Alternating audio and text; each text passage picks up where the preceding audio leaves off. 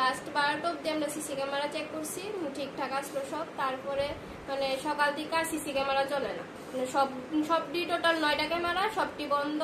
তারপরে মা ফোন করছে ওইখান থেকে, মা তো বাড়ি থাকে না, দূরে থাকে। তারপরে মা ফোন করছে, পরে আমরা বাড়িতে আসছি, আয়সা মেইন গেট তালা, মেইন গেট খুলছি। তারপরে দেখি গিলে তালা নেই, গিল খুললা দেখি সব দরজা খোলা। ওই দরজা মানে পাশের রুমটা ছিল, এটা মানে ভাড়া আসলো, এটা বন্ধ। এটা কিছু করছে না, ঠাকুর ঘরের দিকে মানে কিছু জিনিস নিছে পিতলের, আর সব ভাঙচুর করছে, গডরেজ, সুকেস, ফ্রিজ, আর এমনিতে এসি গিজার ইডি রয়েছে।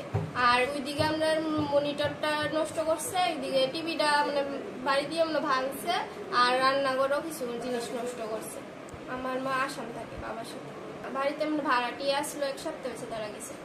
চুরি হয়েছে মানে সিসি ক্যামেরা টোটালি বন্ধ। প্রত্যেক দিন আমরা সিসি ক্যামেরা 2-3 বার চালাই, সব ওকে। 9টা ক্যামেরা 9টা ঠিক আছে। কালকে রাত্র 12টা অবধি আমরা দেখছি, মাও দেখলো ওইখান দিকটা, সব ঠিক আছে। সকালে আমরা দেখি সিসি ক্যামেরা চলে না। তারপরে দিয়ে মা পাশের বাড়ি ফোন করছে পরে মামি কইতেছিলেন গ্রিলে তালা নেয়। তারপরে আমি আর আমার হাজবেন্ড আইছি, আমার কাছে তালা মানে চাবিটা আমার কাছে থাকে। তো আমরা আয়া মানে তালা খুলে দেখি এরকম অবস্থা।